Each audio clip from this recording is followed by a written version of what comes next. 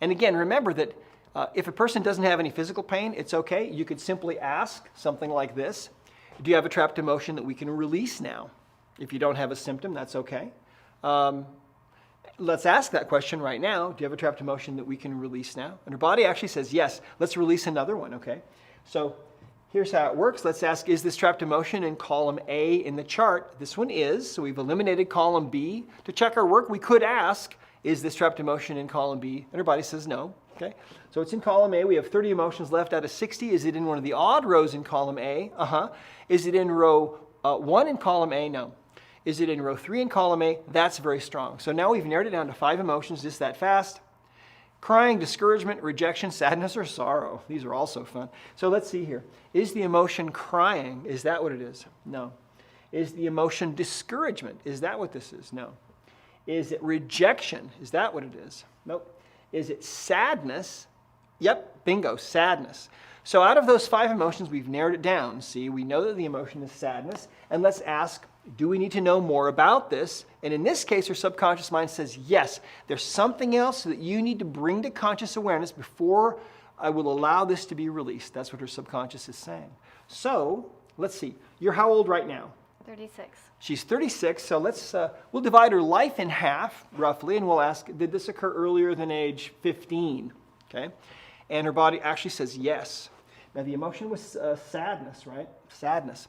It occurred earlier than 15. Did it occur earlier than age 10? Yes, it did. Did it occur earlier than age 5? Yes, it did. So we're going way back, right? Did this occur earlier than birth? No. So we know it's between birth and 5. Now, here's the thing. When we go back like this, there's not much that you probably remember from your life then. I mean, that's just how it is. But the subconscious mind remembers everything, every split second of your life. It's incredible, but it really does. So let's ask, did this occur in the first year of your life? No. Did it occur in the second year of your life? No. Did it occur in the third year of your life? No. Did it occur in the fourth year of your life? Fourth year. Okay, so something happened to you during that time, age 3, 4, sometime right around in there. Now, and these are generally accurate within about a year, give or take, when we go back this far. So let's ask, do we need to know more about this emotion? Now that we've figured out the age, do we need to know more about this? And the answer is yes, we do need to know. There's something else we need to know. Now, usually at this point, when we figured out when it occurred, usually the next thing, if we have to dig deeper, it will usually mean that this emotion was not your emotion, but that you absorbed it from somebody else. This is not unusual. What can happen sometimes is that if someone that you're close to, for example, is feeling an intense emotion, you may absorb that emotion from them, and it may become trapped in your body. And when you're finding that out, maybe many years later, the subconscious will usually want you to know, this wasn't my emotion, this was actually mom's or somebody else's. So let's ask, was this your emotion? And see that? The answer is no. So it didn't originate with her, and we could ask then, who did this come from? Was this from a female? Was this your mother's emotion? And actually it was, okay? So your mom was going through something and feeling sadness, and you were little, and you were feeling it too, and it got stuck in your body.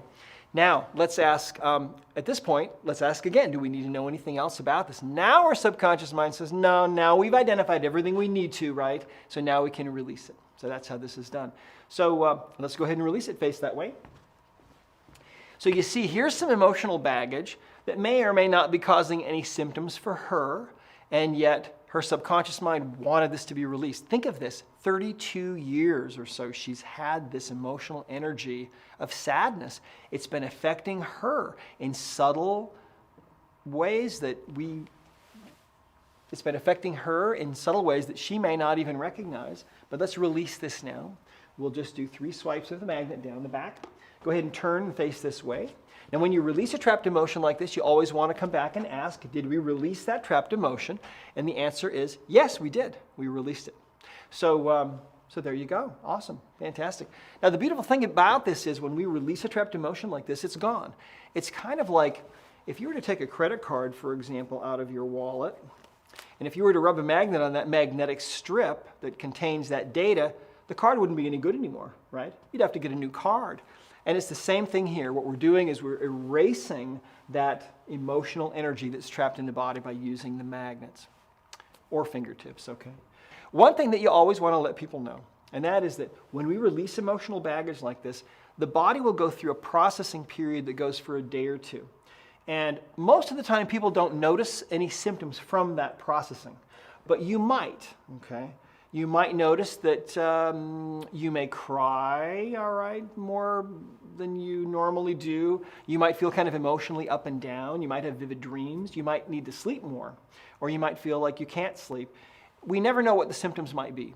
But what's happening is the body is processing the release of that emotion. And so you might feel some echoes of that emotional energy as the body is really processing. Okay. So one of the things that I want to explain is that the intention that you have when you're releasing that trapped emotion is to release that emotional energy. And one of the beautiful things that we have found is that when we release these trapped emotions in this way, they don't ever come back. They're gone. Kind of like the credit card example, when you rub a magnet on that credit card magnetic strip, that data is gone. It's not coming back. Same thing here. It's important to believe that what you're doing is going to work and help that person. And what the magnets do is they essentially magnify that intention that you have to release that trapped emotion. It's important to have love for the person that you're working with. You want to have a heart full of love for them, and you also want to have a heart full of gratitude if you can. Gratitude that this is going to work, gratitude that this is going to help them. Love and gratitude are, I believe, the two most powerful forces in the universe. And when you allow your heart to fill with love and gratitude as you're working on someone, that is really the secret, I believe, to being a great healer and to enabling this work to work through you so that you really will be able to help people in really significant ways.